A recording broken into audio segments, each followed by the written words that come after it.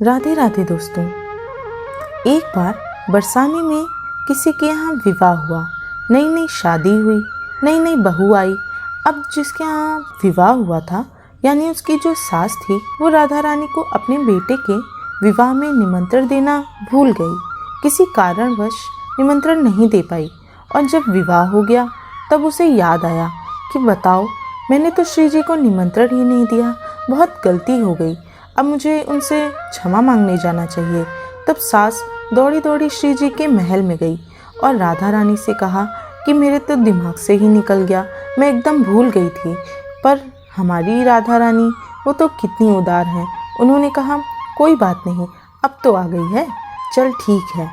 तब सास ने मन में सोचा कि हमारी राधा रानी कितनी उदार है, कितनी भोली हैं, और कहा कि मेरी इच्छा है कि एक बार आप हमारी बहू का मुख देख लें, उसको आशीर्वाद दे दें, तो फिर मुझे बहुत अच्छा लगेगा। तब श्री जी ने कहा कि ठीक है, उसको यहीं महल में ले आओ। अब सास जा रही है महल में अपनी बहू को ले जाने के लिए।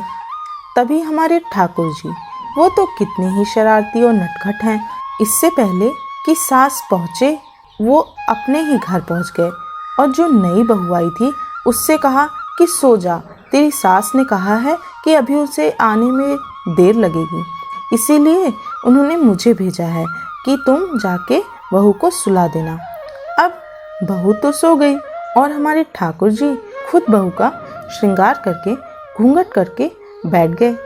अब सास ने देखा तो सास ने मन में सोचा कितनी मर्यादित बहू है, कैसे एकदम संकोच में एकदम घूंघट करके बैठी हुई है। तब सास को लगा कि शायद थोड़ा संकोच होगा, नई नई आई है ना, इसीलिए। तब सास ने कहा कि चलो तुझे मेरे साथ चलना है। अब बहू कुछ बोल तो रही नहीं है। अब बहू इशारे से बोली कि कहाँ चलना है। तब सास ने कहा कि हमारी ब्रज की जो राधा रानी है उनके दर्शन कराने लेके चलना है, मेरे साथ चलेगी। अब हमारे ठाकुर जी जो घूंघट करके बैठे हैं उनके मन में तो रसगुल्ले फूट रहे हैं कि आज हमको श्री जी के दर्शन होंगे। अब सास बहू को लेकर श्री जी के महल पहुंच गई, किशोरी जी के पास। बहू ने हाथ जोड़कर प्रणाम किया और जैसे ही प्रणाम किया तो राधा रानी ने आशीर्वाद दिया कि हमेशा अपने प्रियतम की प्रिय रहो। वाह, कितना बढ़िया आशीर्वाद मिल गया। फिर क्या था, अब ठाकुर जी को आशीर्वाद लेना है।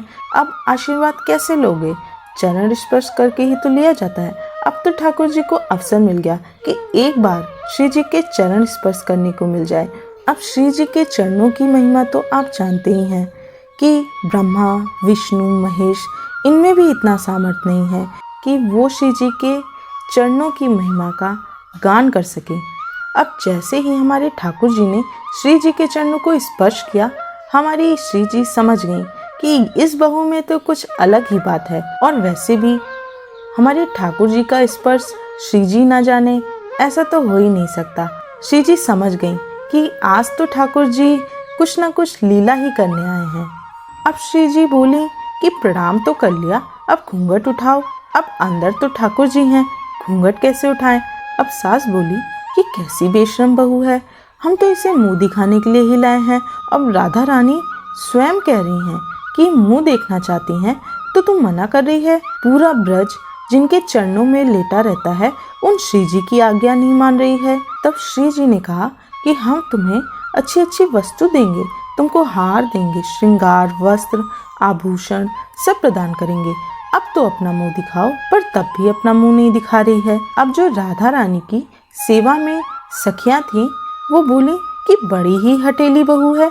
अरे, जब श्री जी कह रही हैं तो अपना मुख क्यों नहीं दिखा रही। देखो श्री जी कितनी परेशान हो रही हैं और तू उनको परेशान कर रही है। श्री जी तुझे इतनी सारी चीज़ें देने को तैयार हैं और तब भी तू उनको मुंह नहीं दिखा रही है, उनको परेशान कर रही है। अब श्री जी को आभास तो है कि इस बहू में कुछ तो खास है, और वैसे भी श्री जी हमारे ठाकुर जी को ना पहचाने ऐसा तो हो ही नहीं सकता। और आज जब इतने नज़दीक हैं तो वो तो पहचानेंगे ही, बस लीला कर रही हैं। तब श्री जी ने कहा कि अच्छा, अगर ये सब भी पसंद नहीं आया तो लगता है कुछ और देना पड़ेगा। तब तो मुंह दिखाएगी ना, तो तू मेरे भंडार गृह से जो भी लेना चाहे वो ले सकती है। अब तो श्री जी का भंडार ही खुल गया है।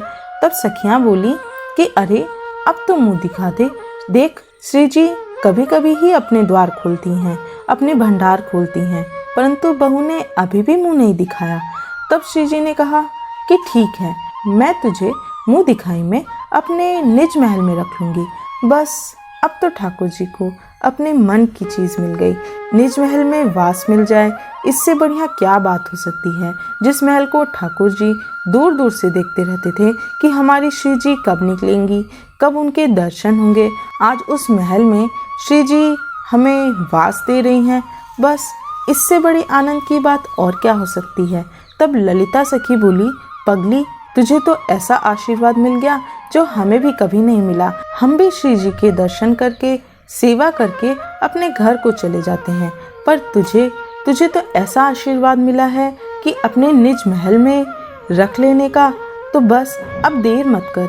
और फिर तो जैसे ही घूंघट उठाया तो उसके अंदर तो आप जान ही गए होंगे कि उसके अंदर हमारे ठाकुर जी थे। अब तो पूरी सभा में एकदम सन्नाटा हो गया कि अरे ये कौन सी बहू आ गई। और फिर सब के सब खूब हंसने लगी। तब हमारी श्री जी कहती हैं, अरे लालजू आपने इतना कष्ट करके क्यों किया ये सब, और आपकी मुंह दिखाई में तो मैं एक एक त्रिभुवन वार सकती हूँ, पर ठाकुर जी कहते हैं कि हमको त्रिभुवन नहीं चाहिए, हमें तो आपके निज महल में वास चाहिए। और वही हमारी इच्छा थी जो आज पूरी हो गई। दोस्तों हमारे ठाकुर जी और हमारी श्री जी इतने भोले हैं, इतने प्यारे हैं कि वो हम भक्तजनों के लिए कितनी अद्भुत लीलाएं करते रहते हैं। दोस्तों अगर आपको ये कहानी अच्छी लगी हो तो इस वीडियो को ज़रूर लाइक कर दीजिएगा और हमारे चैनल को ज़रूर से सब्सक्राइब कर दीजिएगा, जिससे आपको राधा कृष्ण के जीवन से जुड़ी और भी छोटी छोटी कहानियाँ सुनने को मिलती रहे।